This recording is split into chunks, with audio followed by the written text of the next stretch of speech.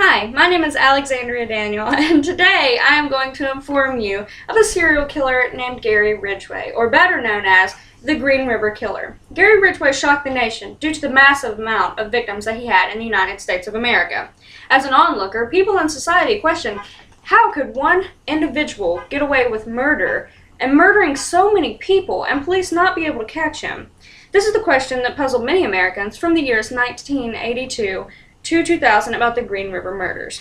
The Green River murders plagued our country for almost 20 years, and the information throughout these murders could be used to catch future serial killers. This is a great opportunity for people of my generation to be educated about a serial killer and how it affected many people as well as a nation as a whole.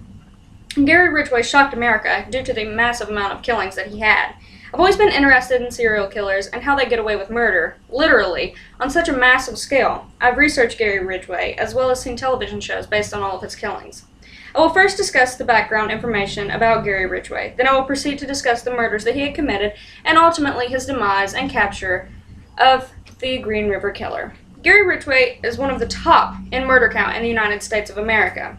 In Salt Lake City, Utah, on February 18, 1949, to parents Mary and Thomas Ridgway, innocent, Gary Ridgway was born. Gary was the second of three sons born into the Ridgway family. According to the article, Ridgway to Ridgway, as a child, Gary and his parents argued frequently. However, Gary and his mother argued the most. While growing up, Gary attained a habit of bedwetting due to the arguments between him and his mother and the sexual attraction that he held toward her, according to Ridgway to Ridgway. To make Gary's childhood even worse, his father had co-workers that would come over and have sex with Gary while he slept. According to Murderpedia, Gary tested with an IQ of an 82, which signifies low intelligence. And this proves to be true because in the future, he has to repeat a grade twice. Once Gary started school, he was described as well-liked. However, at the age of 16, he attempted his first murder by stabbing a 6-year-old boy in the ribs, according to Murderpedia. He is quoted with saying, "I always wondered what it would feel like to kill someone." As an adult, however, he married his high school sweetheart, Claudia Craig, and enlisted for the Navy. While in Vietnam, he regularly had sexual encounters with prostitutes, according to Murderpedia. Gary eventually contracted gonorrhea from these prostitutes. After being honorably discharged in 1972, Gary found out that his wife was having an affair. After they divorced, he started to work at Kenworth, and eventually remarried to a woman named Macia Winslow, who he has a child named Matthew with. After learning the background information about Gary Ridgway, this leads us to understand why he murdered the people that he did. Gary Ridgway murdered 71 or more people and became known as the Green River Killer, according to Murderpedia. Gary's victims were women who were prostitutes between the ages 15 through 40. All of his victims were residents of King County, Washington. As mentioned earlier, Gary contracted gonorrhea from a prostitute, and ultimately this is what led to his hatred of prostitutes. Gary felt he was helping police out because the police couldn't control these prostitutes, but he could, because he could murder them and the problem would be solved. Gary became known as the Green River Killer because all of his victims' bodies were dumped here. And Gary would have sex with the corpses and leave them in a posed position afterward. Gary wasn't immediately captured because he would contaminate other areas, which confused police of where the actual dump site was. Gary lured women in by showing a picture of his son, and after having sex with them, he would strangle the woman and dump their body. Police confirmed Gary of 48 murders. However, he has been assumed to have killed 90 women.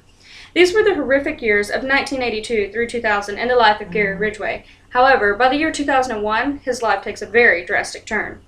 After almost 20 years of murdering innocent women, Gary Ridgway was finally captured in 2001. His ultimate demise was the sole survivor of his attacks, Rebecca Guay. In 1984, Rebecca came forward to the police reporting that Ridgway tried to strangle her. Even though she knew where he worked, according to Alternet, Rebecca still wouldn't press charges against him. Police finally caught on to Ridgway, and he was arrested for the suspicion of the murders on November the 30th of 2001. The DNA samples matched his, and he was sentenced to 48 life sentences, 480 years of incarceration, and no hope of parole in the Washington Penitentiary in Walla Walla. After a psychologist spoke with Ridgway, he seemed to think that his serial killing dated way back to his childhood and his feelings toward his mother.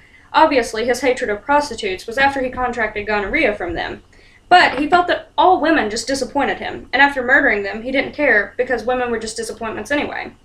I started my speech with the background information of Gary Ridgway, which led to the murders throughout his adult life and his ultimate capture. Gary Ridgway shocked the nation due to the massive amount of killings that he had committed in the United States.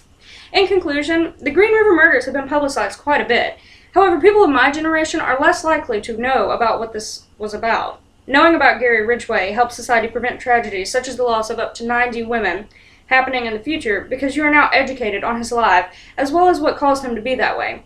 This should never be forgotten because keeping society educated ultimately keeps society safe. Thank you.